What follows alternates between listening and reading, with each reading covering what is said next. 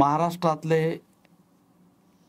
सुप्रसिद्ध लेखक चंद्रसेन टिळेकर, खरं म्हणजे चंद्रसेन टिळेकर हे असं एक नाव आहे की ज्यांनी सामाजिक प्रबोधनाला घेऊन लिहिले.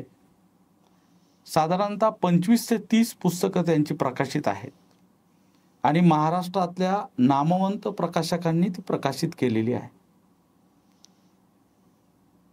यामध्ये बालकविता आहेत, कथा आहेत, संस्कार कथा आहेत आणि विशेषतः अंधश्रद्धा निर्मूलनाच्या आणि विज्ञानाच्या प्रबोधनाच्या अनुषंगाने टिळेकर सरांनी लिहिलेलं आहे. परिवर्तनवादी लेखक म्हणून त्यांची महाराष्ट्रामध्ये ओळख आहे. आज तुमचं वय 85 वर्षाचं आहे आणि वयाच्या 85व्या वर्षीही एक लेखक, एक कार्यकर्ता किती लिहू शकतो, किती बोलू शकतो.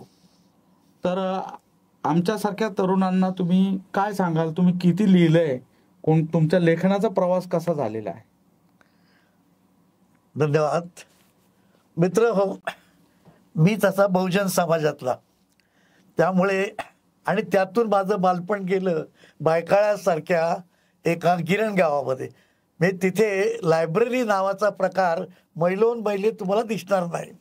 परंतु एक त्यावेळेला मात्र नक्की झालं, संयुक्त महाराष्ट्राची चळवळ ज्या वेळेला सुरुवात झाली त्याच वेळेला आम्ही मी 17 वर्षाचा असेल आणि आचार्य अत्रे प्रचार करण्यासाठी येत संयुक्त महाराष्ट्र ती व्याख्यानं ऐकायला आम्ही जायचो आणि इतकं प्रभावित झालो की मराठी भाषा किती सुंदरपणे वळवता येते, वाकवता येते, किती विनोदी पद्धतीनं बोलता येतं. ही मराठी भाषा जर अशी एवढी ठोर आहे, त्याच्यात आपण काय करणार आहोत, आपण काहीतरी केलं पाहिजे. तर माझा हा जो हे पॉईंट जातो किंबहुना मला अत्रे म्हणून तर मी मुंबईला आचार्य अत्रे कट्टा काढलाय, तो आता खूप प्रसिद्ध झालेला आहे. तर माझा असं म्हणता येईल की मला जी प्रेरणा मिळाली ती आचार्य अत्र्यांची भाषणं ऐकून, की आपणही यांच्यासारखं वक्ता नाही तर निदान लिहिता आलं पाहिजे. वक्ता ही खूप मोठी गोष्ट आहे आणि खरी ती प्रेरणा माझी आहे. आणि मग मी हळूहळू लिहित गेलो. त्यावेळेला युवावाणी म्हणून होतं, त्या युवावाणीमध्ये मग मी गेलो, स्वतःहून गेलो. रवींद्र पिंगे होते लेखक आपले. त्यांना मी म्हटलं मला काहीतरी लिहायचंय, मला काहीतरी बोलायचंय. ते म्हटलं ठीक आहे बसा. तर तुम्ही काय काय केलंय? तर मी म्हटलं मी काहीही केलेलं नाही, पण मला काहीतरी लिहायचं आहे. बरं, मग म्हटलं तुम्ही साधं काहीतरी एक मला सुंदर विनोदी लिहून द्या. त्याप्रमाणे मी आजारी पडल्यावर असा एक लेख लिहिला, तो त्यांनी सादर केला. तो त्यांना खूप आवडला आणि म्हणाले टिळेकर युवावाणीमध्ये तुम्ही येत चला आणि जे जे तुम्हाला सादर करायचं तर करत चला. म्हणजे विनोदी लेखनातून असा तुमचा प्रवास चालू झाला. पण तुम्ही नंतर मग किती पुस्तकं लिहिले, ते त्यांची नावं काय आहेत? माझं बघा, मी खरं IITचा कॉम्प्युटर इंजिनियर आहे, त्यामुळे पहिली पुस्तकं माझी संगणकावरती आहे. म्हणजे मराठीतली पहिली पुस्तकं संगणकाचे अंतरंग आणि प्रश्नोत्तर संगणक ही 1984 साली. कदाचित त्यावेळेला लोकांनी कॉम्प्युटर पाहिलाही नव्हता, तेव्हा मी लिहिली. त्याच्या 10 आवृत्त्या पहिल्यांदा मेहता प्रकाशनने काढल्या, नंतर त्याच्या पुढच्या 10 आवृत्त्या दिलीप राजने काढल्या. ही माझी पहिली पुस्तकं. पण त्याच्यानंतर मी खरं सांगू का, श्याम मानव यांचं एकदा मी व्याख्यान ऐकलं आणि त्या व्याख्यानाने मी खूप प्रभावित झालो. आणि मला असं वाटलं की अरे प्रबोधन करायचं असेल, काय अंधश्रद्धा घालवायच्या असतील समाजातील, तर ते आपलं काम आहे. कारण आपण सायन्स शिकलेलो आहे, मग उपयोग काय आपल्या शिक्षणाचा. आणि अशा रीतीने मी प्रबोधन करायला लागलो. मग प्रबोधन करायला लागल्यानंतर लिखाण तर थोडंफार केलं पाहिजे. मग लेख लिहायला लागलो, ते यायला लागले प्रसिद्ध. आणि आता तुम्ही म्हणाल अहो सगळे लिहितात, मग तुम्हाला काय कसा काय प्रतिसाद मिळाला? अहो सगळे लिहितात खरे, पण मला 2 मोठ्या माणसांचा आशीर्वाद. एक माझ्या गावचे तुकोबा, कारण मी देवगावचा आहे. अच्छा. त्यामुळे तुकोबाचे जे काय आहे प्रचंड, माझं पुस्तक प्रसिद्ध आहे, समाज सुधारक तुकोबा. संत नाही, समाज सुधारक तुकोबा असं पुस्तक आहे माझं. आणि त्यामुळे आणि दुसरं मी नाव सांगितलं आचार्य अत्रे. या लोकांनी मला बुरळ घातले, प्रचंड वाचन करायला लागलो. सायन्सचा जरी असलो तरी कॉलेजच्या लायब्ररीत गेल्यानंतर सायन्सची पुस्तकं कमी वाचणे आणि इतर आवडत्या लेखकांची जास्त वाचणे. मग अशी समाज प्रबोधनपर तुम्ही किती पुस्तकं लिहिली, त्यांची नावं? माझी आता एकूण 25 पुस्तकापैकी 10 टेक्निकल आहेत. कृत्रिम पाऊस हे मराठीतलं पहिलं पुस्तक, संगणकावरचं मराठीतलं पहिलं पुस्तक. पण ती 10 पुस्तकं जर सोडली साधारणतः 10-12, तर उरलेली 12 पुस्तकं ही विनोदी पद्धतीनं अन्योक्ती वक्रोक्ती असा वे करून, उदाहरणार्थ आता माझं एक पुस्तक खूप प्रसिद्ध झालंय, डिंपल प्रकाशननी काढलंय ते नवरत्न हजिरो.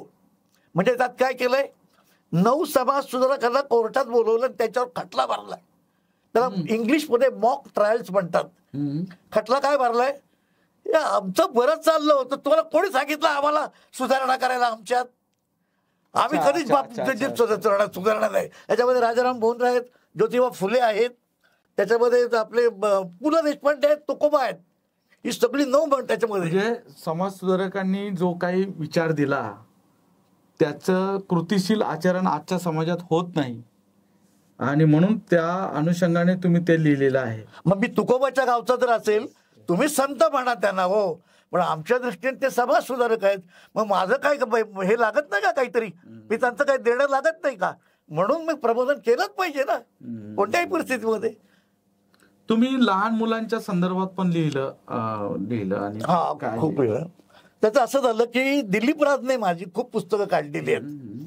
तर दिलीप राज खुद्द आणि नंतर आता मोहित सर बघतात, त्यांनी मला सांगितलं की टिळेकर, तुमचे प्रबोधनाचे विषय हे अंधश्रद्धेचे आहेत. अंधश्रद्धा मोठ्या माणसांना सांगून काही उपयोग नाही, कारण त्यांच्या कल्पना, नोशन, कन्सेप्ट हे पक्के डोक्यावर बसलेले असतात. तुम्ही किती जरी जाऊन सांगितलं हो करतील, आणि तुम्ही गेल्यानंतर जे करायचं तेच करतील.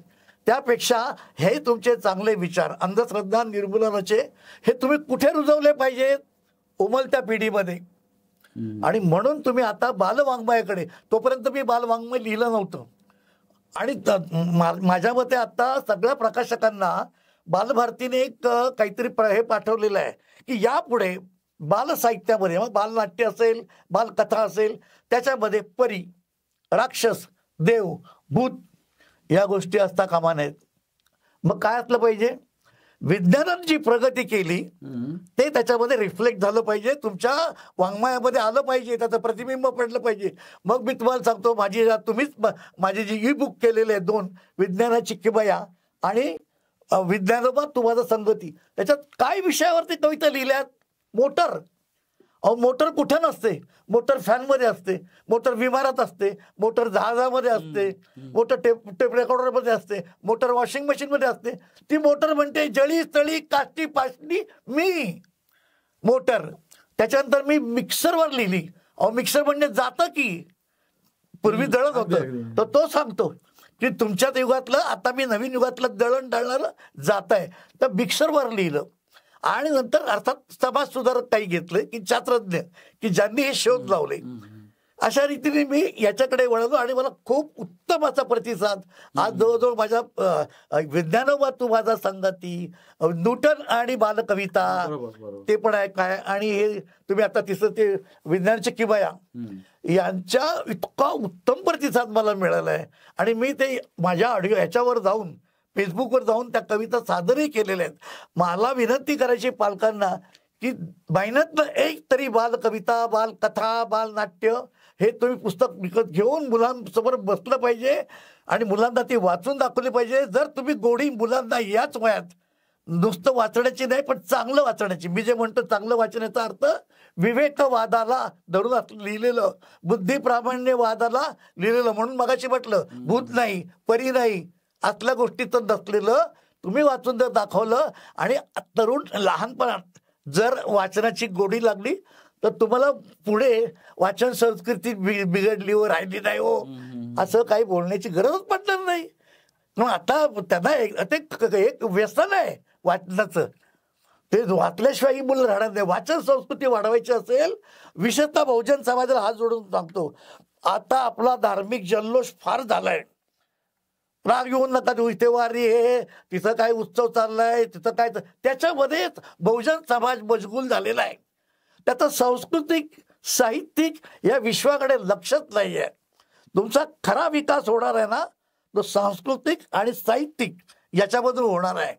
हे जरा कमी करा. हा धार्मिक उन्माद जो चाललाय आणि तो किती पैसा खर्च होतो त्यातनं पुस्तकाची किंमत काय, बालकविता घेतल्या काय, बालकथा घेतल्या काय, 100-125 रुपयाचं पुस्तक असतं. तेवढंच तुम्हाला घ्यायला काय हरकत आहे. टिळेकर सरांना खरं म्हणजे असं सांगायचं आहे की वाचा, आणि बाबासाहेब सुद्धा तेच म्हणाले, वाचाल तर वाचाल. तर हा जो प्रवास आहे आणि वयाच्या 85व्या वर्षापर्यंत अत्यंत ऊर्जावान पद्धतीने हा प्रवास टिळेकर यांचा चाललेला आहे. त्यांना आमच्या सगळ्यांच्या वतीने शुभेच्छा देतो. खरं म्हणजे तुमची भेट ज्यांनी घालून दिली ते राजेश मेहर यांचे धन्यवाद द्यायला पाहिजे. मेहर साहेबांना दाखवा कॅमेरामन. म्हणजे फेसबुक मित्र ते हे टिळेकर साहेबांचे फेसबुक मित्र आहेत आणि नारायणगावचे आहेत. तर तुमच्या आरोग्याला आणि तुमच्या आयुष्याला, लेखनाला मनापासून शुभेच्छा. धन्यवाद.